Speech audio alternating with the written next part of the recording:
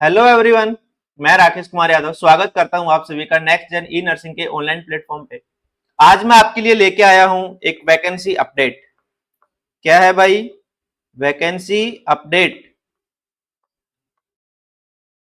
कहाँ की ये वैकेंसी होने वाली है, कितनी पोस्टों के लिए इनको अप्रूवल मिला है, उसके बारे में बात करेंगे।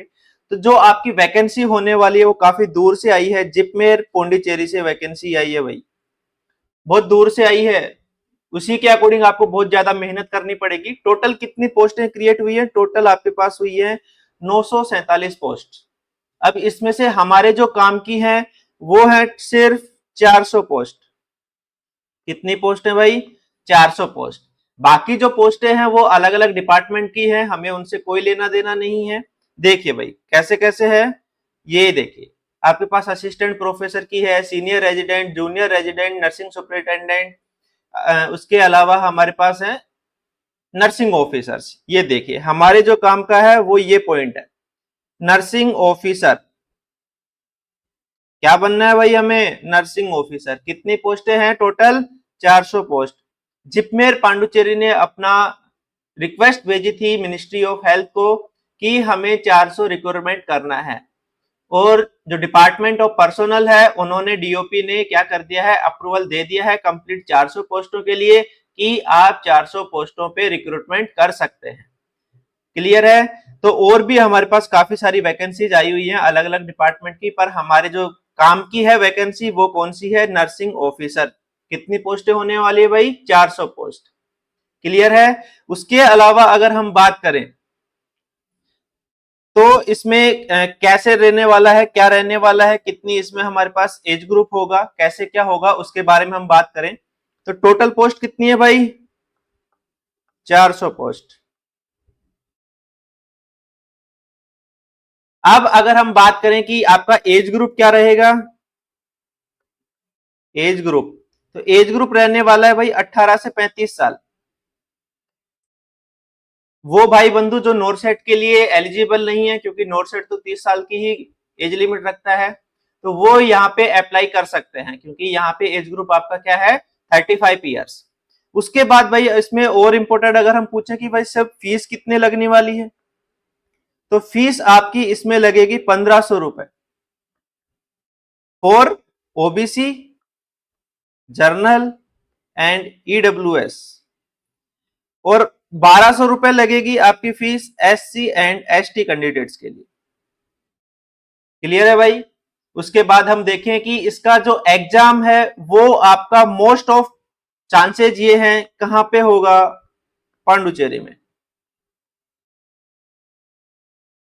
हो सकता है इसके जो सेंटर्स हैं वो आपके दिल्ली में भी बना दिए जाए, वो डिपेंड करेगा कि हाँ भाई कितने फॉर्म्स अप्लाई हुए हैं उसके बेसिस पे। बाकी तो इसका जो एग्जाम सेंटर है वो कहाँ पे होगा? पौंडुचेरी में। दूसरा इसका कहाँ पे हो सकता है? न्यू दिल्ली में। वो डिपेंड करता है किस पे, कि कितने फॉर्म्स आपके अप्लाई हुए हैं, कितने कैंडिडेट्स एग्जाम देने जा रहे हैं। क्लियर है इतना सभी को? अब हम इसमें बात करें कि सर आजकल बड़ा खतरा ये है कि 80-20 तो नहीं है। ठीक है, तो अगर हम 80-20 की बात करें तो 80-20 इस वैकेंसी में अभी तक जो इसकी लास्ट वैकेंसीज निकली थी वहां पे तो ये एप्लीकेबल नहीं था।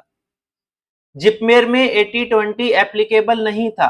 अभी इस बार क्या होगा उसके लिए हमें किसका इंतजार करना पड़ेगा? जिपमेर के द्वारा आने वाले ऑफिशियल नोटिफिकेशन के बारे में हमें इंतजार करना पड़ेगा। जैसे ही ऑफिशियल नोटिफिकेशन आएगा तब हमें ये चीज क्लियर होगी कि इस बार उन्होंने 80-20 रखा है या फिर नहीं रखा है। इससे जो पहले वाली वैकेंसीज हैं उनमें आपका 80-20 नहीं था। क्लियर है भाई? तो ये हमारे लिए एक बहुत बड़ी खुशखबरी है। टोटल आपके पास पोस्ट भी काफी सारी हैं, 400 पोस्ट। इसका जो एग्जाम पैटर्न होगा, एग्जाम पैटर्न आपका कंप्यूटर बेस्ड होगा, सीबीटी से होगा।